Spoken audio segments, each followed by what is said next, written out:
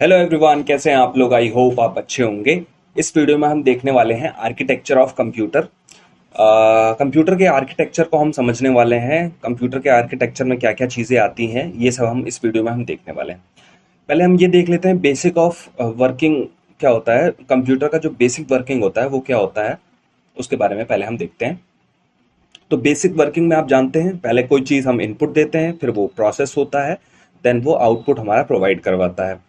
Process करने का काम जो है वो सीपीयू करता है। जो हम कोई भी चीज़ प्रोसेस करवाते हैं या कोई भी डेटा कंप्यूटर में जो हम देते हैं, वो कुछ देर के लिए वो प्रोसेस होता है, फिर इसके बाद वो खुलता है, तो वो जो है सीपीयू करता है। ठीक है, सीपीयू का फुल फॉर्म होता है सेंट्रल प्रोसेसिंग यूनिट।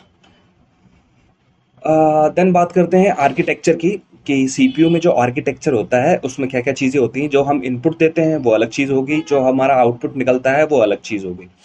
जो सीपीयू का मेन आर्किटेक्चर है उसमें क्या आता है, एएलयू आता है, arithmetic and logic unit, then control unit आता है, देन मेमोरी यूनिट आता है। ठीक है, ये सीपीयू के अंदर ही आता है, ये जो है आर्किटेक्चर होता है। और जो एएलयू होता है उसके अंदर ही एक रजिस्टर लगा हुआ होता है जो कि डेटा स्टोर करने के लिए काम आता है कैलकुलेशन में। अब हम समझते हैं कि एएलयू क्या होता है। एएलयू का फुल फॉर्म होता है अर्थमेटिक लॉजिक यूनिट। सीपीयू का एक ऐसा पार्ट है जो अर्थमेटिक एंड लॉजिकल कैलकुलेशन को करता है। जो अर्थमेटिकल लॉजिकल यूनिट होता है वो सीपीयू में जो प्रोसेसिंग होती है, जो सीपीयू में कैलकुलेशंस होते हैं, मल्टीप्लिकेशन होते हैं, डिवीजन होते हैं, ये सब चीज़ें जो है एएलयू करता है ना। एएलयू में कैलकुलेशन के समय स्टोरेज होता है, वो रजिस्टर होता है। जैसे कि जब एएलयू कैलकुलेशन करता है, एडिशन करता है ना, मल्टीप्लिकेशन करता है, या और भी कई तरीके के जो कैलकुलेशन करता है एएलयू, वो जब कैलकुलेशन करने के टाइम पे जो स्टोरेज प्रोवाइड करवाता है वो कौन प्रोवाइड करवाता है, रजिस्टर प्रोवाइड करवाता है। रजिस्टर बहुत फास्ट मेमोरी होती है। जो रजिस्टर होते हैं उसकी जो इनपुट और आउटपुट प्रोसेसिंग है वो बहुत फास्ट होती है। अब रजिस्टर क्या होता है, रजिस्टर देखते हैं। रजिस्टर या कंप्यूटर में सबसे छोटी व सबसे तेज मेमोरी होती है। जो कंप्यूटर में क्या होते हैं, सबसे एक स्मॉल मेमोरी होती है और सबसे फास्ट मेमोरी जो है रजिस्टर होती है। डेटा स्टोर एंड ट्रांसफर की सबसे छोटी यूनिट होती है। अगर हम डेटा उसमें स्टोर करते हैं या वो एएलयू को ट्रांसफर करता है या वो कंट्रोल यूनिट को ट्रांसफर करता है, तो वो सबसे जो है छोटी यूनिट होती है ट्रांसफर करने की। रजिस्टर मेमोरी की स्पीड तेज और स्टोरेज कैपेसिटी कम होती है। जो रजिस्टर मेमोरी होती है वो बहुत फास्ट होती है और स्टोरेज कैपेसिटी जो है बहुत कम होती है। अब सीक्वेंस देख लेते हैं कि जो स्टोरेज डिवाइसेस है उसका सीक्वेंस क्या है। सबसे छोटा जो है पहले रजिस्टर होता है और वो सबसे फास्ट होता है। देन सबसे छोटा फिर कैचे होता है, वो जो है रजिस्टर से थोड़ा स्लो होता है। देन प्राइमरी मेमोरी होती है, वो कैचे से थोड़ा स्लो होता है। देन सेकेंडरी मेमोरी होती है, वो प्राइमरी मेमोरी से स्लो होता है ना। और सबसे छोटा डिवाइस जो है हमारा रजिस्टर है, फिर कैचे है, फिर प्राइमरी मेमोरी है, फिर देन सेकेंडरी मेमोरी है। सबसे छोटा, फिर बड़ा, फिर उससे बड़ा, फिर उससे बड़ा, ऐसे करके जो है इसका सीक्वेंस है। ये जो सीक्वेंस लिखा हुआ है, ये फास्ट, जो सबसे फास्ट मेमोरी है इसके सीक्वेंस में लिखा हुआ है। सबसे फास्ट मेमोरी पहले रजिस्टर है, फिर कैचे है, फिर मेमोरी है, प्राइमरी मेमोरी है, फिर सेकेंडरी मेमोरी है। देन बात करें, रजिस्टर में ही सीपीयू में डेटा स्टोर नहीं होता, इसलिए हम रजिस्टर मेमोरी सीपीयू के थ्रू बार बार उपयोग में आने वाले डेटा और इंस्ट्रक्शन को जो है एड्रेस को परमानेंटली स्टोर कर लेता है। रजिस्टर क्या करता है, जो बार बार डेटा हमारे यूज में आते हैं कंप्यूटर में, मान लीजिए कोई वीडियो हम खोल रहे हैं, बार बार ऑडियो खोल रहे हैं, तो इस तरीके के जो डेटा हमारे बार बार यूज में आते हैं उसके जो एड्रेस होता है ना उसको स्टोर कर लेता है, कि बार बार अगर उस डेटा को हम खोलते हैं तो वो जो है सीपीयू को वो एड्रेस दे करके जल्दी फास्ट हमारा प्रोसेस करवा सकता है। अब रजिस्टर दो टाइप के होते हैं, एक होता है एम ए आर और एक होता है एम बी आर, है ना। एम ए आर का फुल फॉर्म क्या होता है, memory address register. Memory address register क्या करता है, this is use for the storing memory address. Memory के एड्रेस को स्टोर करने का काम जो है एम ए आर करता है। और एम बी आर क्या करता है, जो स्टोरेज, जो मेमोरी एड्रेस है ना उसको कॉपी कर लेता है ना, ऐसे बफर कॉपी कर लेता है कि आगे फ्यूचर में अगर कोई काम आता है या आप एक दिन के लिए आप उस सिस्टम को बंद करते हैं, तो बफर में रखी हुई जो एड्रेस है उसको वो है यूज करेगा। देन बात करें कंट्रोल यूनिट के बारे में, हाँ सीयू के बारे में। कंट्रोल यूनिट जो है हार्ट ऑफ कंप्यूटर भी कहलाता है। कंट्रोल यूनिट क्या कहलाता है? हार्ट ऑफ कंप्यूटर कहलाता है। इनपुट कहाँ से लेना है, इनपुट कहाँ भेजना है, ये जो है कंट्रोल यूनिट का काम रहता है। आउटपुट प्रोसेसिंग में ये सब कंट्रोल यूनिट करता है। जो आउटपुट प्रोसेसिंग निकल करके आता है ना, वो कंट्रोल यूनिट जो है हमें देता है। देन कंट्रोल यूनिट दिखता कैसा है? अगर आपको मदरबोर्ड दिखा दिया जाए तो कंट्रोल यूनिट इस तरीके से आपको दिखेगा। अब हम बात करते हैं मेमोरी यूनिट की। मेमोरी यूनिट क्या होता है? मेमोरी यूनिट जहाँ डेटा, इंफॉर्मेशन, प्रोग्राम स्टोर होती है, जहाँ डेटा, इंफॉर्मेशन या कोई सॉफ्टवेयर या कोई प्रोग्राम स्टोर होता है, उसको हम मेमोरी यूनिट बोलते हैं। मेमोरी यूनिट जो है दो तरीके की होती है, एक प्राइमरी मेमोरी यूनिट होती है, एक सेकेंडरी मेमोरी यूनिट होती है। प्राइमरी मेमोरी यूनिट को आप जानते हैं कि हम रैम बोलते हैं, और सेकेंडरी मेमोरी यूनिट को जो हम डेटा स्टोर परमानेंटली करते हैं उसको हम सेकेंडरी मेमोरी बोलते हैं। हमारी जो रैम होती है, प्राइमरी मेमोरी होती है, वो इस तरीके की होती है, और जो हमारी सेकेंडरी मेमोरी होती है वो इस तरीके की होती है। अगर आपको मदरबोर्ड में दिख जाए कहीं भी इस तरीके का, तो ये मान लीजिए ये हमारी सेकेंडरी मेमोरी है। देन बात करें मदरबोर्ड के बारे में। मदरबोर्ड में क्या क्या चीज़ें होती हैं, है ना, ये सब चीज़ों के बारे में हम बात करने वाले हैं। सीपीयू मदरबोर्ड पर लगा होता है। जो हमारा सीपीयू होता है वो मदरबोर्ड पर ही लगा हुआ होता है, ठीक है। मदरबोर्ड को पीसीबी, प्रिंटेड सर्किट बोर्ड भी बोलते हैं। प्रिंटेड सर्किट बोर्ड को हम मदरबोर्ड भी बोलते हैं, ठीक है। कंप्यूटर का बैकबोन मदरबोर्ड होता है। जो कंप्यूटर का बैकबोन होता है उसको हम मदरबोर्ड बोलते हैं। अगर कोई पूछ ले आपसे कि backbone of computer, that is motherboard, ठीक है। सीपीयू, रैम, रोम, ये सब जो है मदरबोर्ड में ही लगाए जाते हैं। जो सीपीयू, रैम, रोम, प्रोसेसर, ये सब जो है मदरबोर्ड पर ही लगे होते हैं। अब हम कुछ कनेक्टर के बारे में देख लेते हैं। कंप्यूटर में कौन कौन से कनेक्टर होते हैं इसके बारे में हम समझते हैं। जैसे यूएसबी कनेक्टर होता है, इसका फुल फॉर्म होता है यूनिवर्सल सीरियल बस। ये यूएसबी इस तरीके का दिखता है, इसका पोर्ट भी इस तरीके का दिखेगा आपको, तो ये जो है यूएसबी पोर्ट कहलाता है। फिर एक होता है VGA port, video graphics array, है ना, इसका फुल फॉर्म होता है। ये प्रोजेक्टर कनेक्शन के लिए हम यूज करते हैं। जो वीजीए पोर्ट होता है, हम प्रोजेक्शन दिखाने के लिए यूज करते हैं कि बोर्ड पे कोई प्रोजेक्शन दिखाना है, कॉपी करनी है किसी स्क्रीन की, तो वीजीए पोर्ट हमारा काम आता है। वीजीए पोर्ट किस तरीके का दिखता है? इस तरीके का जो है हमारा वीजीए पोर्ट होता है। देन हम बात करें RJ45, ये लैन कनेक्शन के लिए यूज होता है। लैन कनेक्शन जैसे इंटरनेट प्रोवाइड करवाना हो या हमें कोई इंटरनल डेटा प्रोवाइड करवाना हो, तो हम RJ45 कनेक्शन का यूज करते हैं।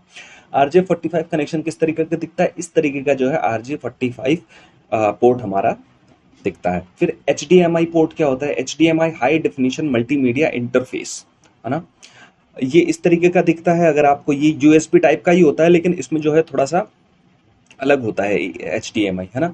ये क्या करता है? कॉपी डिस्प्ले करने के लिए, अगर मान लीजिए आपके दो कंप्यूटर लगे हुए हैं या तीन कंप्यूटर लगे हुए हैं, उसको अगर एक जैसी स्क्रीन दोनों पे अगर आपको दिखाई देना चाहिए, अगर दिखाई देना चाहते हैं आप दोनों की एक जैसी स्क्रीन दिखाई दे, जो स्क्रीन मेरे पे दिखाई दे वही अदर स्क्रीन पे दिखाई दे, तो HDMI पोर्ट का आप यूज करेंगे। ये भी प्रोजेक्टर, एज ए प्रोजेक्टर की तरह काम करता है, लेकिन ये जो है स्क्रीन पे दिखाई देने के लिए, एक कंप्यूटर से दूसरे कंप्यूटर की स्क्रीन को एक जैसा दिखने के लिए हम जो है HDMI पोर्ट का यूज करते हैं। देन हम बात करते हैं SMPS। SMPS भी एक तरीके का पोर्ट समझ लीजिए, स्विच मोड पावर सप्लाई, इसका फुल फॉर्म होता है स्विच मोड पावर सप्लाई। ये SMPS जो है इस तरीके का दिखता है। जो एडाप्टर में हम कनेक्शन लगाते हैं ना, इस जगह ये लैपटॉप का एडाप्टर हो गया ना, इस तरीके का जो कनेक्शन लगाते हैं उसको हम SMPS कनेक्शन बोलते हैं। सिस्टम को पावर सप्लाई करता है। जो सिस्टम को पावर सप्लाई करता है वो कौन सा बोर्ड होता है? वो कौन सा पोर्ट होता है? SMPS बोर्ड होता है। जो हमारे डेस्कटॉप में होता है, डेस्कटॉप में इस तरीके का जो पोर्ट होता है वो हमारा SMPS पोर्ट होता है। अब हम CMOS पोर्ट देखते हैं। CMOS पोर्ट क्या होता है? Complementary metal oxide semiconductor. ये क्या होता है? कॉम्प्लीमेंट्री मेटल ऑक्साइड सेमीकंडक्टर होता है। वो इस तरीके का सिल्वर जैसा सेल सा दिखता है ये, है ना। ये क्या होता है? ये एक तरीके की चिप होती है। इसके अंदर जो है एक तरीके का चिप होता है ना। इसमें क्या चीजें होती है? इसमें जो है इंस्टॉल डिस्क ड्राइव की इंफॉर्मेशन होती है। हमने कौन से डिस्क ड्राइव अपने लैपटॉप में या अपने डेस्कटॉप में इंस्टॉल कर रखी है, उसकी जो है इसमें इंफॉर्मेशन होती है ना। सिस्टम की टाइम और डेट, अगर टाइम और डेट जो अपडेट होता रहता है वो इसी CMOS के थ्रू जो है सिस्टम का टाइम और अपडेट जो है इसी के अंदर इंस्टॉल रहता है। बूटिंग सीक्वेंस, जो हम कंप्यूटर को ऑन करते हैं और सीक्वेंस वाइज वो जो बूटिंग होती है, वो भी जो सीक्वेंस का लिखा हुआ होता है वो CMOS में ही लिखा हुआ होता है। और भी कई इंफॉर्मेशन होती है इसके अंदर जो हमारा बहुत यूजफुल है। देन हम बात करें कैचे मेमोरी के बारे में। कैचे मेमोरी ही हमारे जो है सीपीयू का पार्ट है। तो कैचे मेमोरी क्या होती है? कैचे मेमोरी को हम समझते हैं, कैचे मेमोरी साइज में छोटी होती है और मेन मेमोरी से ज़्यादा फास्ट होती है। जो मेन मेमोरी होती है, रैम होती है, उससे ज़्यादा फास्ट होती है कैचे मेमोरी। ऐसे प्रोग्राम को स्टोर करती है जो शॉर्ट टाइम के लिए स्टोर किए जाते हैं। इनमें जो डेटा होता है वो रन हो रहे सॉफ्टवेयर के अनुसार बदलता रहता है। जैसे कि रैम में कोई सॉफ्टवेयर रन हो रहा है, उसके हिसाब से जो है हमारा कैचे चेंज होता रहता है। कोई सॉफ्टवेयर हम बार बार खोल रहे हैं, रैम में बार बार ला रहे हैं, तो कैचे में भी वो चीज़ डेटा बदलता रहता है ना। देन हम बात करें पावर ऑफ होने पर, कैचे मेमोरी में कोई भी डेटा नहीं रहता है। जैसे हम शट डाउन कर देंगे अपने कंप्यूटर को, तो कैचे मेमोरी में कोई भी इंफॉर्मेशन आपको नहीं मिलेगी। देन बात करें, सीपीयू और मेन मेमोरी के बीच में वर्क करता है। सीपीयू है ना, हमारा जो प्रोसेसर होता है उसके, और मेन मेमोरी रैम, इसके दोनों के बीच में जो है हमारा कैचे मेमोरी काम करता है। बार बार प्रयोग में होने वाले डेटा और इंस्ट्रक्शन को स्टोर करता है। जो बार बार हम डेटा को यूज करते हैं या इंस्ट्रक्शन को यूज करते हैं, उसको होने वाले इंस्ट्रक्शन को वो जो है स्टोर कर लेता है। कैचे मेमोरी सिलिकॉन चिप और सेमीकंडक्टर से बनी हुई होती है। जो कैचे मेमोरी होती है वो सिलिकॉन चिप और सेमीकंडक्टर मटेरियल से बनी हुई होती है। कंप्यूटर प्रोसेसर को रैम से डेटा रीड करने में जो टाइम लगता है, जो कंप्यूटर हमारा प्रोसेसर होता है और रैम से जो डेटा फेच करता है, रीड करता है, उससे कम टाइम में जो है कैचे जो है वो डेटा को रीड कर लेता है। बहुत कम टाइम में जो है डेटा को रीड कर लेता है। और कितने कम टाइम में डेटा को रीड कर लेता है? मान लीजिए रैम जो है, रैम से अगर प्रोसेसर जो है डेटा रीड करता है, उसको 1 टाइम में रीड करता है, 1 सेकेंड में रीड करता है, तो वही जो है कैचे मेमोरी 1/4 में वो उसको रीड कर लेगा। 1/4 का क्या मतलब हो गया? 1/4 का मतलब हो गया 15 सेकेंड में जो है उसको बहुत जल्दी रीड कर लेगा। तो कैचे मेमोरी इतना फास्ट होता है रैम से। देन हम बात करें क्लॉक स्पीड के बारे में, है ना। क्लॉक स्पीड क्या होता है? The CPU clock rate is important component, एक इम्पॉर्टेंट कंपोनेंट है हमारे सीपीयू में। The clock speed of CPU और processor refer the number of instruction can be process in a second. मतलब क्लॉक स्पीड क्या होता है? कितने प्रोसेस रन हो सकते हैं एक सेकंड में, उसको हम क्लॉक रेट बोलते हैं। It is measured in A gigahertz. Gigahertz में इसको हम नापते हैं। एक एग्जांपल के तौर पे देखते हैं कि सीपीयू कैसे काम करता है। सीपीयू क्लॉक स्पीड मान लीजिए 4 गीगाहर्ट प्रोसेसर है ना। उसकी जो स्पीड है वो 4 गीगाहर्ट है। तो इट्स मीन्स 400 करोड़ इंस्ट्रक्शन जो है एक सेकंड में वो ले सकता है। 400 करोड़ इंस्ट्रक्शन एक सेकंड में वो प्रोसेस कर सकता है। इतना जो है क्लॉक स्पीड इतना फास्ट होता है अगर 4 गीगाहर्ट का हम सीपीयू लेते हैं।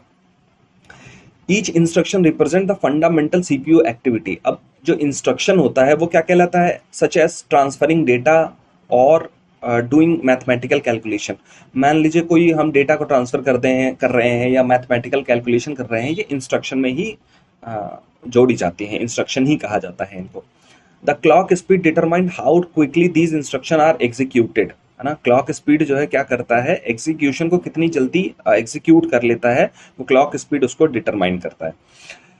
ए higher clock speed allow the CPU to process more instruction per second. ठीक है, वही बात हो गई। देन अब देखते हैं टाइप ऑफ सीपीयू के बारे में। सीपीयू जो है कितने टाइप के होते हैं? एक होता है सिंगल कोर, फिर दूसरा होता है dual core, quad core, hexa core और ऑक्टा कोर। इन सब अलग अलग जो है सीपीयूज होते हैं हमारे कंप्यूटर में। तो सिंगल कोर क्या होता है? ये बहुत पुराने कोर होते थे, 1970 में यूज किए जाते थे। It is only one core process different operation. मतलब इसमें सिंगल कोर होता है और वन टाइम में एक ही ऑपरेशन इसमें हम परफॉर्म कर सकते हैं, है ना। ये मल्टीटास्किंग नहीं होता है ना। और जो है परफॉर्मेंस भी जो है रिड्यूस होता है जो सिंगल कोर में अगर हम कोई भी परफॉर्मेंस करते हैं। देन वही डुअल कोर की बात करें तो इसमें 2 कोर लगे हुए होते हैं, है ना। एग्जीक्यूशन और मेनी टास्क पैरेलली हम परफॉर्म कर सकते हैं। Each core has a independent execution instruction. जो जितने भी इंस्ट्रक्शन होते हैं हमारे, वो इंडिपेंडेंटली हम इसको एग्जीक्यूट कर सकते हैं। This capability significant improve multitasking performance compare to the single core. इसमें जो है मल्टीटास्किंग कर सकते हैं, 2 प्रोग्राम एक साथ रन करवा सकते हैं as compare to single processor. ठीक है, सिंगल कोर प्रोसेसर। देन वही क्वाड कोर प्रोसेसर की बात करें तो उसमें डुअल कोर जो है 2 लगे हुए होते हैं। मतलब 4 कोर हो गए उसमें, है ना। 4 कोर हो गए और इसमें जो है रीड राइट इंस्ट्रक्शन बहुत फास्ट होता है। The core can run multiple instruction simultaneously, मतलब कई इंस्ट्रक्शन एक साथ जो है इसमें हम रन करवा सकते हैं, और इसकी जो ओवरऑल स्पीड है ना वो भी प्रोग्राम की इंक्रीज होती है। अब किस तरीके के जो प्रोग्राम होते हैं उसको हम रन करवा सकते हैं, जैसे वीडियो एडिटिंग हो गया, 3D ग्राफिक्स हो गया, गेमिंग हो गया, है ना, इसको हम एक साथ चला सकते हैं, साइमल्टेनियसली एग्जीक्यूट करवा सकते हैं क्वाड कोर में। अब हम लोग देखते हैं हेक्सा कोर सीपीयू क्या होता है। हेक्सा कोर में 6 कोर लगे हुए होते हैं, है ना, और ये क्या है, सिंगल चिप पे ही लगे हुए होते हैं। जो हेक्सा कोर प्रोसेसर होता है वो सिंगल चिप पे ही लगा होता है। 6 कोर होते हैं और प्रोसेसिंग पावर जो है बूस्टअप होती है। आप जानते हैं जितने कोर होंगे उतनी ज़्यादा परफॉर्मेंस अच्छी होगी। देन ऑक्टा कोर की बात करें तो इसमें 8 कोर लगे हुए होते हैं। ये 8 कोर लगे हुए हैं, इसमें 8 कोर लगे हुए हैं। जैसे जैसे कोर बढ़ाते चले जाएंगे वैसे वैसे जो है इसकी स्पीड अप जो है बढ़ती चली जाएगी, है ना, और वो सिंगल चिप पे ही लगे हुए होते हैं। Octa core are the best suited for the computation intensive software that is required many resources, high definition video editing, 3D rendering, and intricate scientific simulation and visualization are the among example। ये सब जो है examples है क्या बोलते हैं octa core CPU के, जो हम यूज़ कर सकते हैं। जैसे 3D रेंडरिंग हो गया, वीडियो एडिटिंग हो गया, ना, साइंटिफिक कैलकुलेशन हो गया, विजुअलाइजेशन हो गया, इन सब चीज़ें जो है ऑक्टा कोर प्रोसेसर में करते हैं। फिर इसके बाद होता है एक multi core processor. Multi core में जो है कई कोर लगे हुए होते हैं। जितना कोर ज़्यादा होगा उतनी अच्छी परफॉर्मेंस होगी हमारे कंप्यूटर सिस्टम की, और उतने ज़्यादा हम इंस्ट्रक्शन उसमें रन करवा सकते हैं। तो ये था हमारे सीपीयू कोर के बारे में। तो that is enough for this examination, है ना। तो आर्किटेक्चर ऑफ कंप्यूटर में आपके दो या तीन क्वेश्चंस आ सकते हैं। तो ये इनफ है आपके एग्जामिनेशन के लिए। So thank you.